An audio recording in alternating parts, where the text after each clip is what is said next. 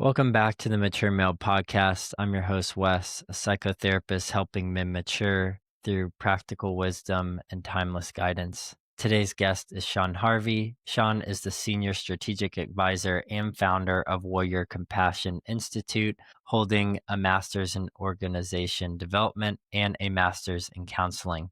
With over 20 years of experience in organizational transformation and men's healing work, he served on the faculties of Cornell, NYU, and Baruch College, and was recently voted one of the top 15 coaches in Philadelphia and received the Saul A. Silverman Award for conflict resolution and healing. His book, Warrior Compassion, was released in 2023 and became a top new release. Sean is also an ordained interfaith minister and co-founder of Project Compassion, working to transform cultures through men's soul level healing. Sean, welcome to the show. Thanks for being here. Thanks for having me. Very excited. So I'd love to hear your story about how you got into this work. I know your past relationship experiences have informed your bridge building approach that connects men across the political spectrum from left to right. What was that journey like for you personally, and how did those experiences shape your understanding of what men really need to heal at a soul level? All right. Let me start with my story of how I got here to the work with working with men, and then I'll break into the other parts of the question. So I was a Wall Street guy. Worked on Wall Street, was running a consulting division. And on my 40th birthday, I had had enough of trying to create miracles in 2-hour increments for organizations. And while my 40th birthday, I walked into my CEO's office and said I lost my heart, my soul, and the job. And I resigned that day as my birthday present. But within 2 weeks, an opportunity at Eileen Fisher, the women's fashion company, came along. I applied, went on an 8-month interview process. And on my first day, my 2 bosses sat me down and said, Sean, we just want to acknowledge that you have proven yourself in the interview process. We now want you to stop proving yourself and learn how to be who you actually are. When you interviewed with us, you showed us your heart and you showed us your polish. We hired you for your heart and we want to see less of your polish. And that was really, I think, in some ways, the first step of just permission to look within, to look at myself and discover who I really am. And then, so Eileen Fisher was a company that was 83% women, that subscribed to feminine leadership. And in that time, I was there for 5 years. I started talking to guys in the company. I'm like, hey, I feel like I'm changing. You changing? And they're like, yeah, my wife said I listen differently. I'm more patient. I stopped needing to be right all the time and I started to be more curious. I started to have more access to my emotions and I was tapping into my creativity differently and solving problems in a new way. But what they all said was, and I feel more comfortable in my own skin. And I said, we got to bottle this up and take this out into the world for more than just the 200 guys that work in this company. And from there, I got the call to work with men. They sent me to an artist commune in Canada for 5 months. And I learned how to incorporate the arts into creative facilitation. And that started to help me see new ways of engaging men through creativity and through the body and through play rather than just, talking. And so that's really what brought me to the work was that experience and seeing the power of personal transformation for men. But when I got the call to work with men, to go to your third part of the question around the soul healing work, I knew that this was a spiritual calling because I left Wall Street to not have to work with men again. So when I got the call to work with men, I was like, oh, this is beyond my pay grade. And I also knew that if we were going to really create societal systems change, it had to begin with men's healing. And it had to be the healing at the soul level. And so that's why I went to seminary and became an interfaith minister for the purpose of doing the deeper work with men.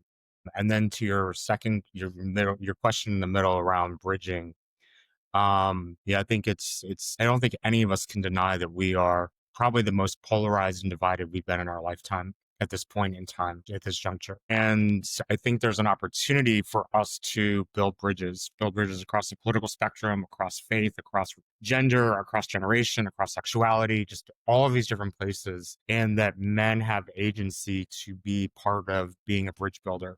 And what does that actually mean when we can have civil conversations with dignity, we can have civility, and we can see the worth and the value and the humanity in each other, even if we don't agree politically or in any other way.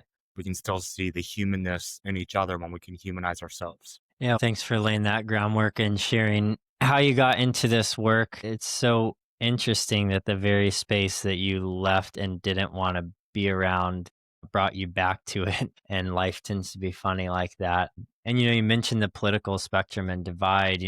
You have an interesting, unique experience having a past personal partner that had some pretty distinct ideological views that has also perpetuated some of this journey.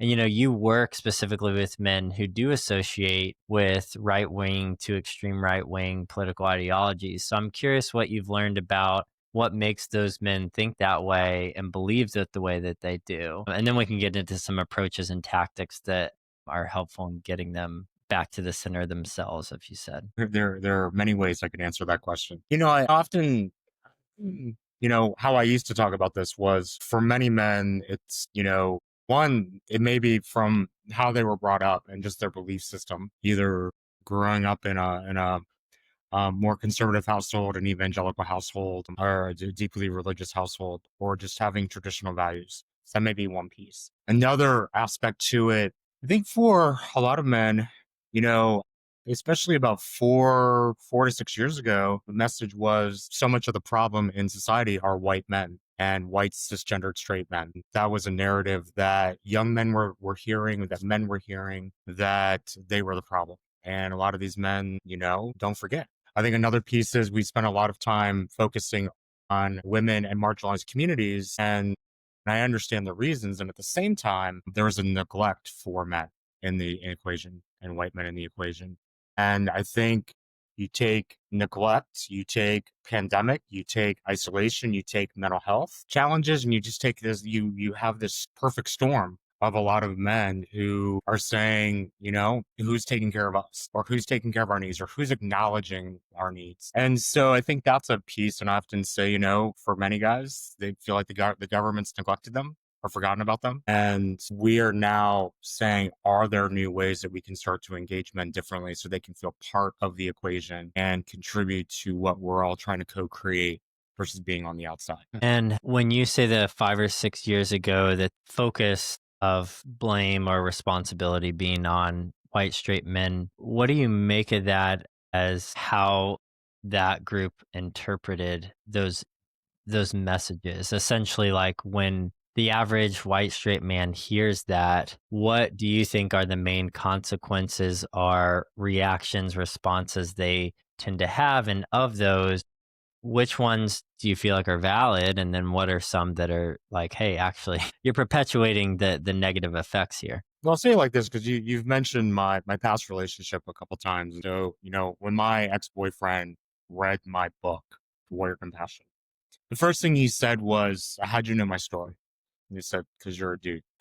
Many of us are experiencing similar things. But one of the things he took away from that, and he started hashtagging on his own social media, was wounded, not broken, which is one of the messages that I speak to in my book. And that as men, we're often wounded because we're human and we get wounds, but we have less access oftentimes because of stigma, because of access availability to the types of healing that can really bring us back to wholeness. And but a lot of, I think, the messaging from that time and just in general, and also in the pursuit of we have to be strong, we have to be stoic, we have to, all the shoulds that we've been taught, that from that place, I think the interpretation can be we're broken.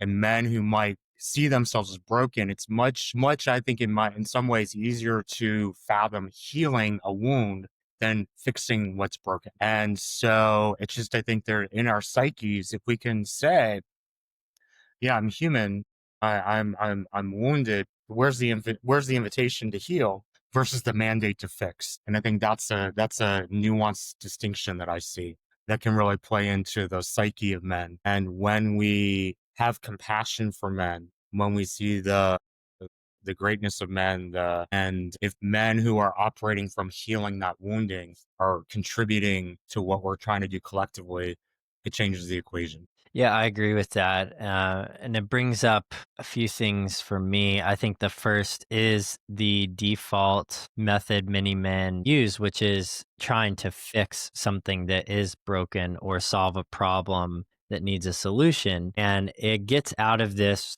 hyper rational, compartmentalized approach to healing. A wound is so nuanced, it's embodied. Yeah, it is this kind of, I mean, physically, a wound is just, it's a complex and complicated thing, right? It's not just this like black and white thing, it's made up of many different components. And it reminds me of this book, Adam's Return by Richard Rohr. I don't know if you've heard of it, but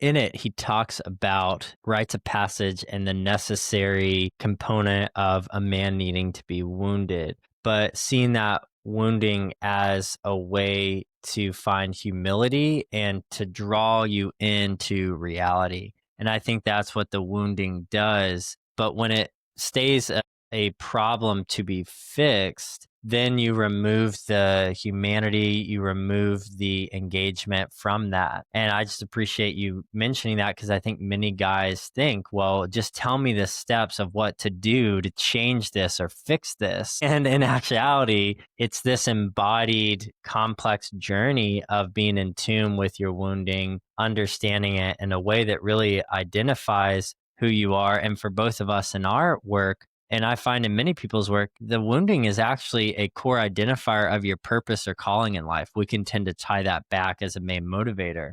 But yeah, I just appreciate you saying that, because I think it's an important distinction, but also an important clarification on how men should see the negative components that have happened in life in a way that will help them move forward more effectively. I just have I find a funny story where I was consulting to an organization. We're doing a men's circle, and we got on the topic of gender. We got the topic of pronouns and non-binary folks and trans. And the room was very uncomfortable with this conversation. And somehow we went from that discussion around gender to bathrooms, to the size of the door on the bathroom, to how do you reconstruct the bathroom. And I said, y'all are engineers, aren't you? I said, you did not want to have this conversation. So you figured out a problem to fix together. And we now have we have the size and dimensions of a new bathroom to fit this. Instead, as men, what we often do if we want to deflect is we find a problem to fix and solve. And you all just did that beautifully. Now let's get back to, why is it so hard for us to talk about gender as men? Right. And just to and I think everyone in the call laughed. And then we really got into the deeper work of what is our and when we talk about, and I'll just go here for a second, when we talk about hot topics or challenging topics like gender, one of the things we haven't done in the equation is ask men about their own relationship to gender. We've talked about what you need to accept or what you need to buy into, or what is this concept of gender. But we don't ask men enough about their own opinions, their own feelings, and their own thoughts of, where are you with this? And where are you with manhood? Where are you with masculinity? Where are you with gender? Where are you with women? Where are you outside the binary? To just even ask the questions, I think could be powerful for men to have their own reflections of what they believe versus what they think they should believe, and what's at their core, what's in their heart, and giving men more access to being asked their own to answer the answers for their own questions. And what I often like to say is, what do you believe beneath your protective layers, beneath what you've been taught, how you've been conditioned, what you've been told to believe, and then what's really in your heart. And I often say, if we move from the lies of the mind to the truth of the heart, to the wisdom of the spirit, then what is that truth actually for us? Yeah, and that approach feels unfortunately rare, but essential and necessary. And it really, in my mind, does correlate to the phrase that you use, and I love it, is back to the center of themselves as far as your work with men. So you can tell me, it seems like what you just shared is an approach or framework that you use to help those men who are on the far right get back to the center. I'm curious what else you would say you've done to help men do that. I think we are in a point where we like to debate issue by issue by issue and who's right and who's wrong, as opposed to, if I'm in a conversation with someone and they hold a view that's different than myself. One of the things I like to do is one, how do we disagree? How can we disagree and coexist peacefully? That every conversation doesn't have to be a fight. And I don't need to go back and forth and debate you on these issues.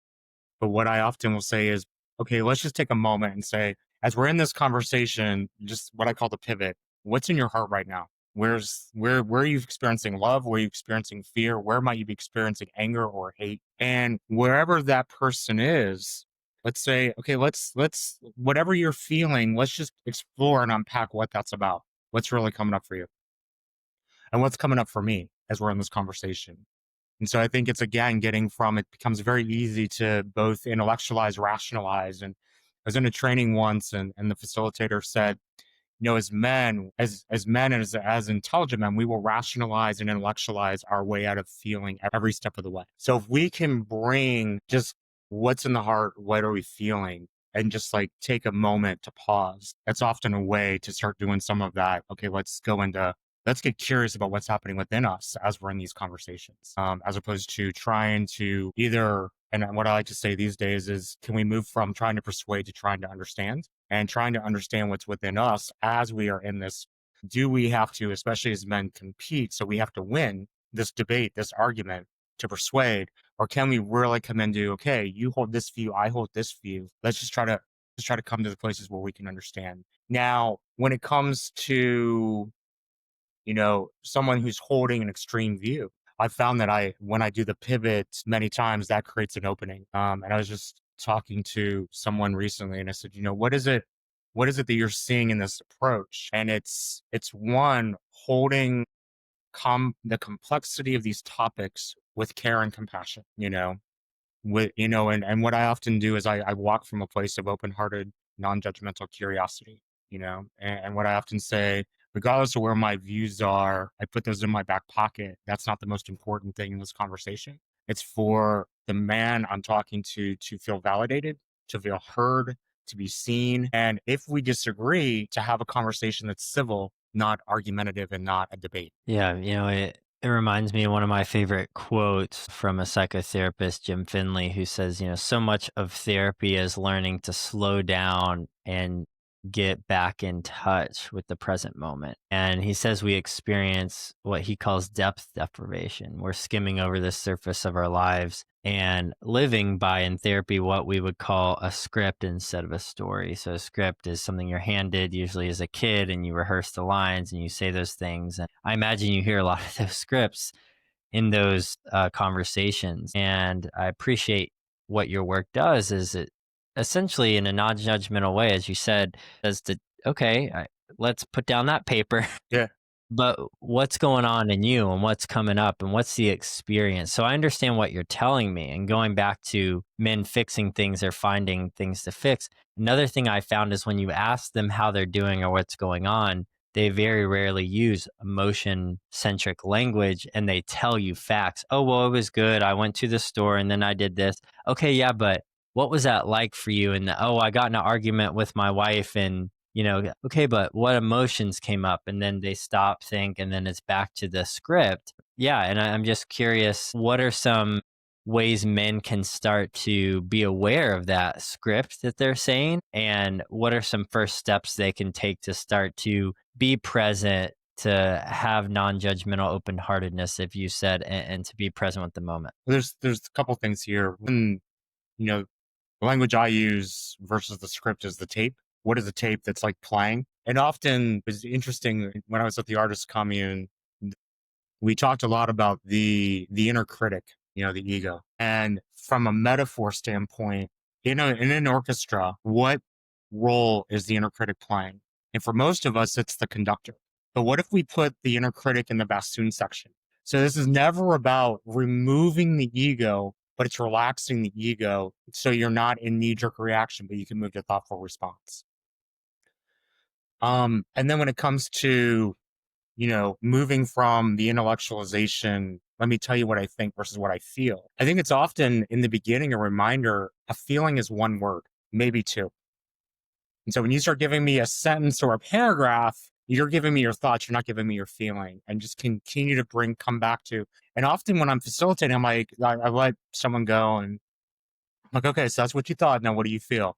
And again, the next round, they come back to, okay, so you're still telling me what you think. What do you feel? And by the third time, they're like, okay, I'm angry. Stop asking me this question, right? Or I'm annoyed or whatever. So I think part of it is it's a muscle that we haven't used, and we're not challenged or invited to start working that muscle, which is being able to name, to be able to feel, to be able to identify, and to be able to name the emotion we're experiencing.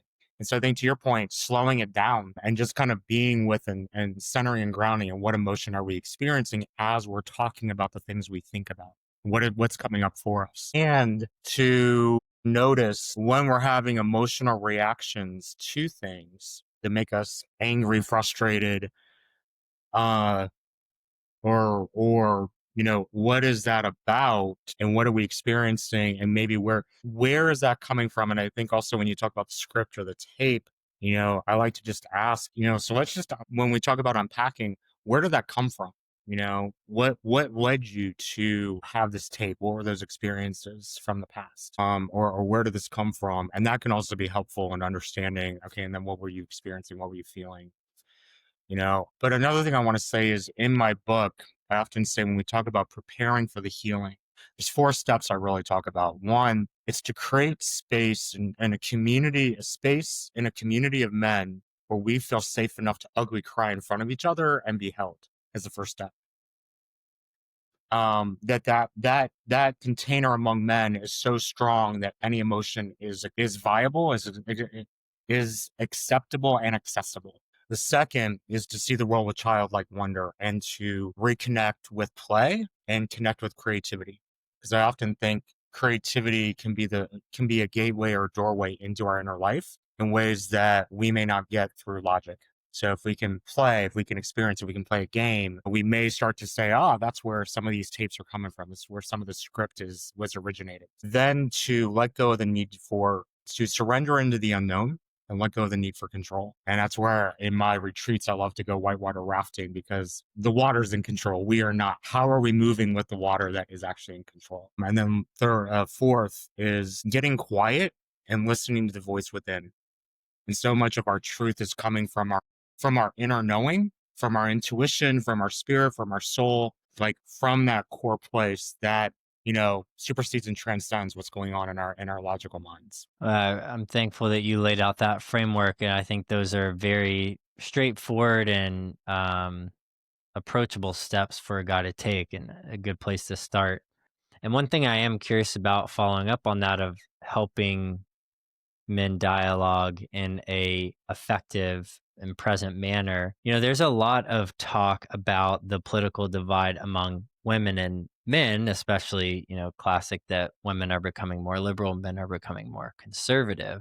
But something I'm curious about that you work in is actually the liberal and conservative divide within manhood. I experienced this living in Boston. It's a mix. You have very hyper conservative and very hyper liberal men sharing spaces, but not necessarily dialoguing. So I'm curious how you facilitate these conversations with men who come from vastly different political worldviews. And what do you think we need most in these kind of dialogues to move together as men and work together for the good, of our gender? So one, think first and foremost, it's what are the agreements that we are co-creating together around from the very beginning when we're in these conversations. How are we going to work through conflict? What assumptions are we making?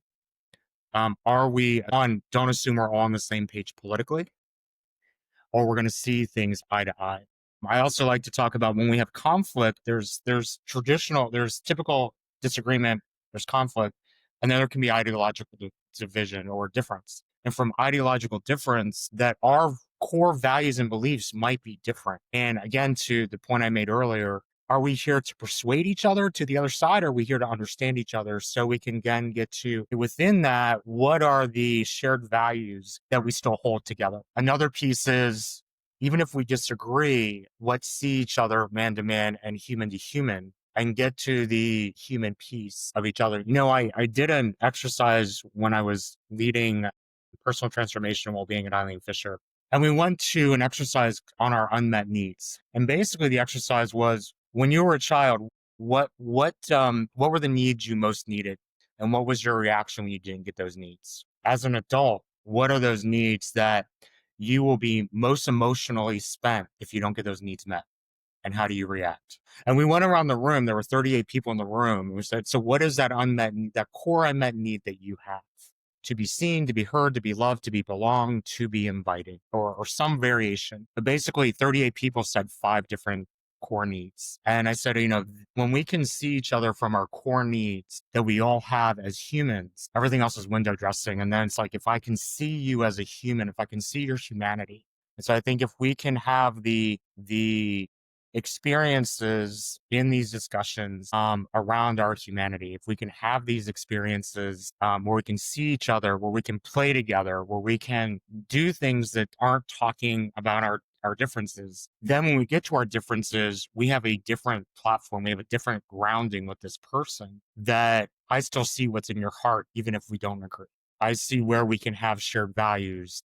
We can still have alignment, even if we don't agree on this issue or these issues. And so I think part of the work is that we have to humanize ourselves to know where we really stand, to see our own hearts, and then to be able to see the hearts and the truth of someone else. And the way I often describe spiritual understanding from my perspective and from my understanding is, my job in this lifetime is to discover my truth beneath my protective layers, seek to see the truth in someone else beneath their protective layers, and to accept both truths as true without one being better than the other. And also to check ourselves when we might be morally superior in our thinking. Yeah, I like that approach because it's non-dualistic and it brings up a core component of my work with couples, which is it's very essential to share core values with your partner because you make the majority of your decisions out of that place.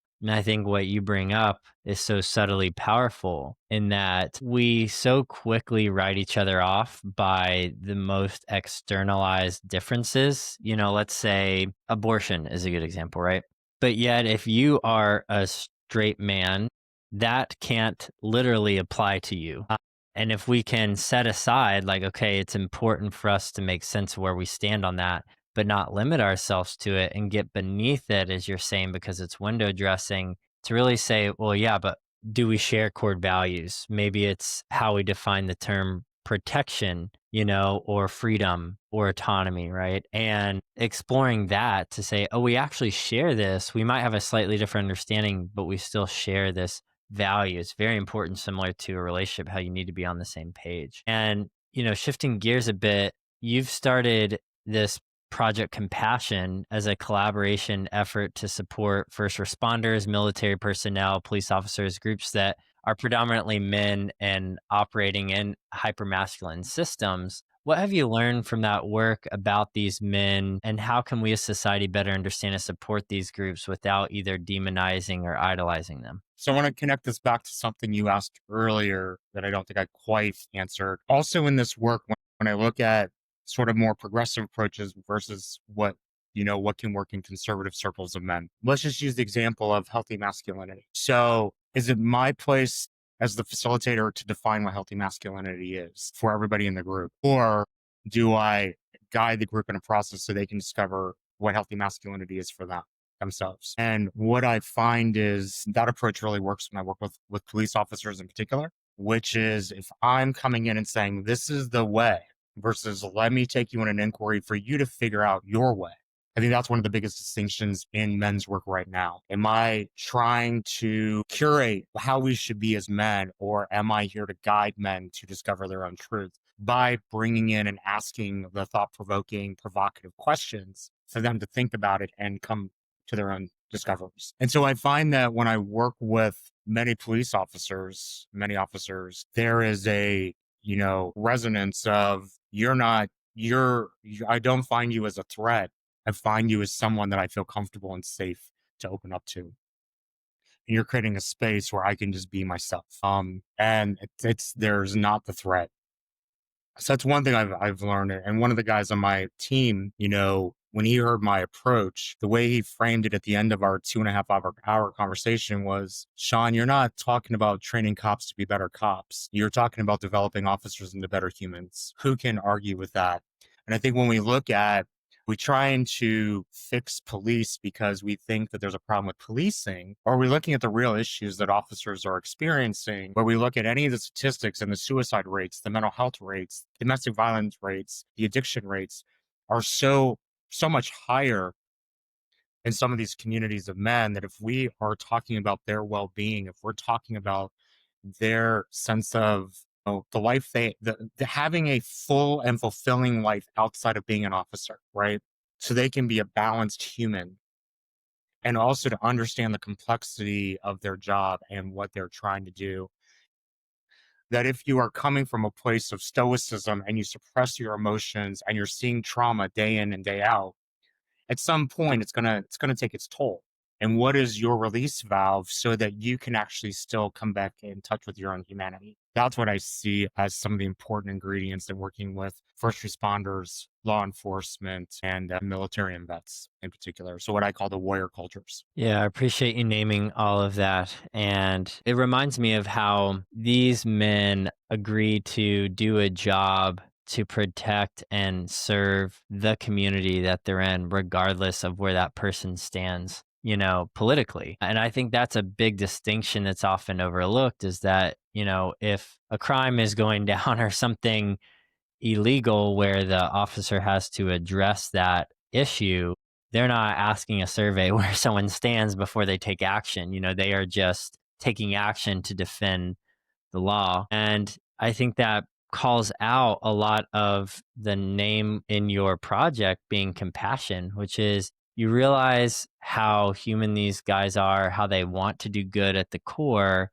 and how they all want to make a positive difference. There's probably some outliers that are power hungry tyrants, but both, military and police force mainly. But I would say the overwhelming majority, my sense is that they do want to do good. They want to better their community. They want to do their job well in a way that looks out for themselves. But you're right, we do not provide the proper resources, similar to other caring professions, nurses and teachers, that we expect them to fulfill the role without offering the support as they fulfill it. And then we wonder why the burnout and these negative statistics come with it. And the reality is we really have to change first our understanding of the value of these roles. Like, they are not just nice to have, they are paramount in helping society function. And then the second layer beneath that is, and I'm curious your thoughts on this, how we can support people in those professions better. Well, I'm just picking up from what you were saying, like what's the nice to have versus what's the need to have. And I think often our investment is the nice to have, but we don't actually look at or take into account what are the real consequences from the job, and the importance of wellness and well-being as essential, not a luxury. So I think part of it is, individuals are part of systems, and systems that are broken often don't acknowledge. I think it's our systems often that have been created in ways that kind of lacked emotion. They had a different motivation and a different agenda for why they exist. And the well-being of their people, other than a profit margin, is typically can be overlooked. And so I think when leaders do their work, their inner work, and they can tap into their own emotional well-being, then they become models, and they can start to think about their systems in terms of how are we taking care of our people in true non-profit driven or non-service driven ways, but we're actually there because we care about our people. And we know that those individuals will perform better when they are taken care of. So it was interesting. I was part of a mindfulness circle when I was at Eileen Fisher, and it was like Boeing and IBM and GE and all these major probably Fortune 100, Fortune 200, 250 companies. And then there was me from Eileen Fisher. And all of these folks are saying, well, what are our metrics? What is our value proposition? How do we sell mindfulness in our organization? And then I would be the annoying one that goes, well, Eileen went through her journey. She felt the need for it. And so she just mandated that we have personal transformation for every employee because her belief is I can train you to be productive. I can't train you to be a better human. So let's give you experiences to come into your full humanness, and then you're going to be a better, more productive person. And so she shifted the perspective that where we're going to put our attention as an organization, and we didn't have to sell it. We didn't have to have metrics for it. It was just a philosophy that was part of the organization. And I think when leaders orient of what's most important and what's going to get ultimately, if you want to have, the right productivity, the right profitability, it's, when we really have human-centered workplace design, but doing it in a way that actually works, not just lip service, then I think you can start to have organizations that we humanize their systems and take care of the people. I think that's right. And it brings back of how you shared at the beginning of the call of your personal conversations with other men who worked at Eileen Fisher, and how by making it a human first approach, by just asking them how they've changed as a person working for the organization, and then they bring up personal things that are seemingly unrelated to work, such as the relationship with their wife, how they listen, their ability to be in tune with emotions. And yet, to your point, these are the very things that are influencing how someone shows up to work. Like if you get in a fight with your wife right before you get in the car and go to work, or you're stressed because you got a newborn, you haven't had sleep, or, you had a tough conversation with your parent, that all is going to inform how you show up to the job. Just like a police officer's ability to take care of himself through diet, exercise, sleep, social bonding is paramount for how we show up to the job. And I think it points to the necessity for self-care as men to ask ourselves, how are we truly caring for ourselves and considering these very essential human components that deeply inform how we show up to our jobs, workplaces, etc. I think from that standpoint, why I think it's so important that we have men's work in organizations is, from my experience, men will invest in professional development before they invest in personal growth as a rule, unless they have to. And what I found is when we have men's circles in organizations, one of the best things about it is you're inviting men in to have conversations they don't typically have, and you're getting men to share their own practices that can relate them back to self-care. Because if self-care is not something that comes natural, or it's just not something that's part of the makeup outside of going to the gym, when you have more perspectives of this worked for me in my emotional well-being, this worked for me in my relationship with my wife, this worked for me in my relationship to my kids, I'm becoming a better dad. Like all of these things make you like more grounded. So when you come to work, you're not unsettled, right?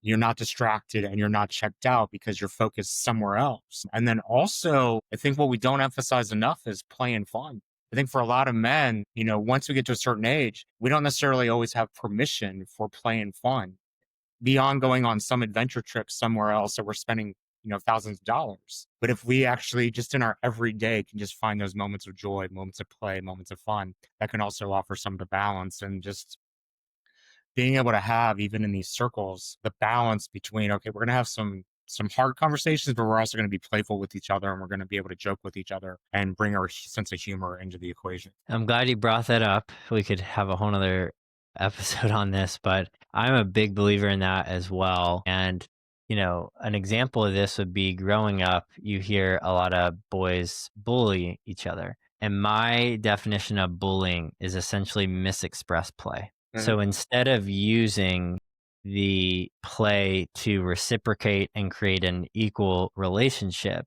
you're using it to create a dominance hierarchy, where essentially you're saying, like, I'm here and you're there. And, I think it was Yak Ping Sep's work, Rough and Tumble Play, was really key in informing how I see the essential need for that, as you were saying, both, of course, for boys, so they grow up not to be antisocial based on that research, but in general, as men, there's this drastic shift from how boys interact, in their younger years up until, my understanding is about, fifth grade when kids start to begin at the beginning of puberty, they start shifting their interest from making friends with other boys to being interested in girls. And there's the competitive hierarchy and all that. And then that continues into adulthood. And many men are too serious. They take their lives too serious, themselves too serious. And I think to your point, it's really essential to have play to realize, yes, we have some serious things to address and work out, but we have to be able to let loose, enjoy life, be present, see it for what it is. And I think that's a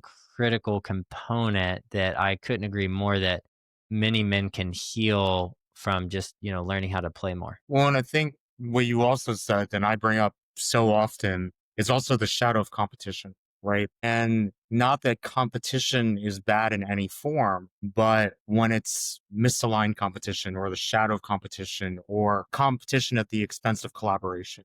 Right. And I find it a lot, even in men's work of, well, he had that idea and and then the jealousy or the competition of, well, I should have the better idea. And I often just bring in, like, let's acknowledge the shadow of competition that might be in the space, and let's just talk about what that's about and what is healthy competition versus unhealthy competition. And, in any of these things, I tend not to talk about good, bad, right, wrong, but I talk cost benefit. So what's the benefit by going in the route that we have been?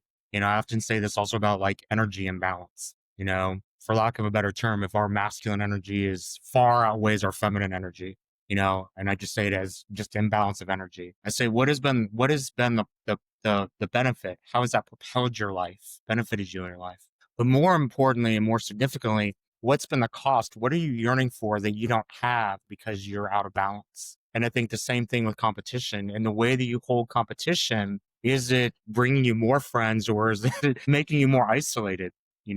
And so to have some of those conversations, say, what's the cost? What's the benefit in your life based on what you've bought into, how you're living versus what is it you're yearning for? And I think so much of this work with men is really speaking to um, the underlying yearning that many men have that they often can't articulate. And so yet if we can create the invitation for them to just explore that for themselves, how they can become more whole in their lives, more content in their lives, experience more joy in their lives. Yeah, I couldn't agree more. I think going from that perspective of maintaining the understanding that competition has its place, but where does it lie in light of your socialization and bonding is critical. And speaking of collaboration, you do interfaith work and you're an ordained interfaith minister, which connects to a chapter in your book. I'm fascinated by how you navigate the differences in spirituality and religious belief.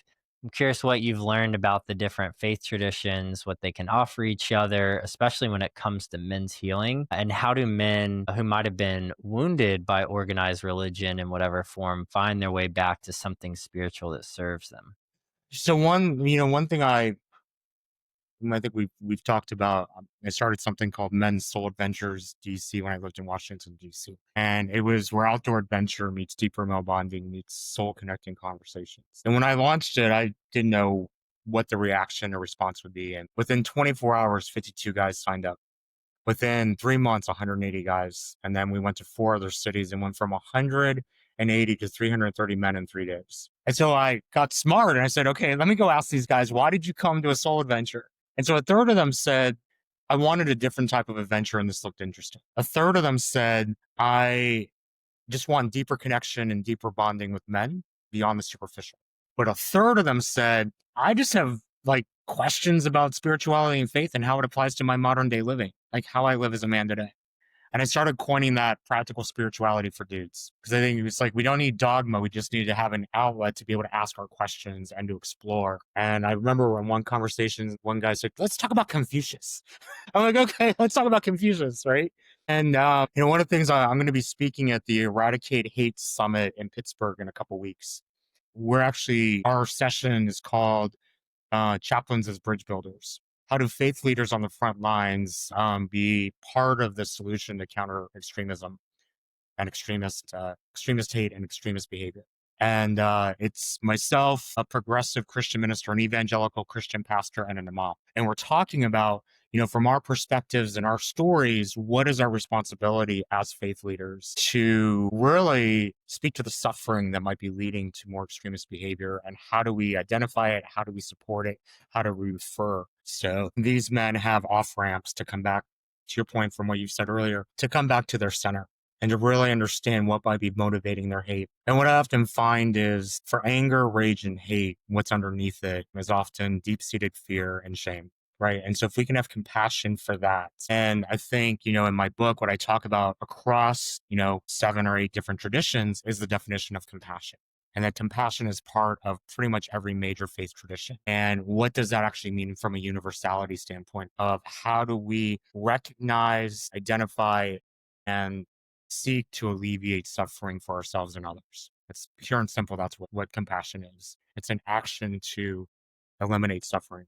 So I think that becomes a unifier across faith, is that the human condition is to suffer in some ways because we're living life. And how can we help to alleviate suffering, and how can we help to support others and ourselves in our healing, and to also recognize our own suffering? And in seminary, what their philosophy was is we're going to crack your heart open to your greatest level, greatest capacity of compassion for yourself, which then translates into the compassion, expanding the capacity you have to be compassionate for others, especially those that are different than yourself.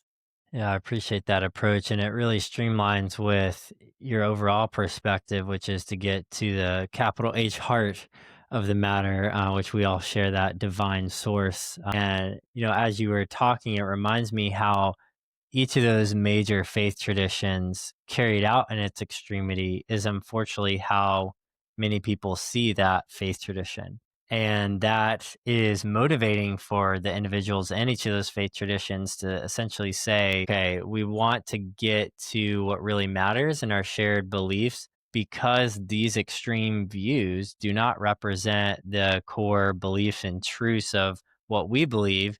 And the more we can stop going externalized and out and extreme, and the more we can go internalized and in and experienced, then not only is it going to create a deeper understanding for each other and how much we're alike, but it's also going to mitigate, those more extreme beliefs as being acceptable and seen by society, which also correlates to manhood. We know that the extremes on either side are not good reflections, mainly because the majority of men are in the middle, just like the majority of people who claim to be spiritual probably align, going back to your core values thing, more than we like to admit. And I appreciate you just bringing people back to the center of themselves, of their communities, of their hearts. And it just seems like that's the approach. If a man is looking for healing, it's probably because he got wounded by some extreme view carried out, and going back to the center of himself, but also in the community, finding that I think is so paramount. Or another way to look at it too, and I just did an exercise recently, and I know we have to go, but I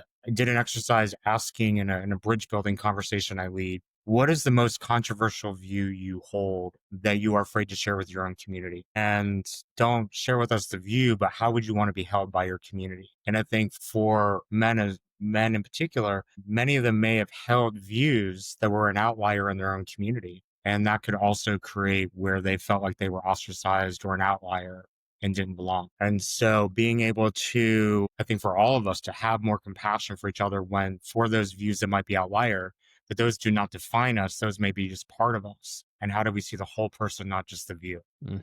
That reminds me of Carl Rogers' person centered approach and therapy, which essentially says, I'm going to partner and interact with the most true self that is beyond action or behavior. So essentially, it's a radical non-judgmental stance to say you could tell me the most messed up thing that you've done or that you believe, to your point in confessing, that more radicalized or taboo view, and I'm not going to let that inform how I see you or interact with you. And when I do that, it's actually going to counterintuitively help you feel safe enough to express that darkness or that wrongness or that offness, not in a way where we affirm that that's the final view, but starting there, like, hey, this is where I'm at. And I just want to say, I appreciate your approach to all these things, from working with men, who are more first responders, police officers, in more politically divisive communities, and interfaith.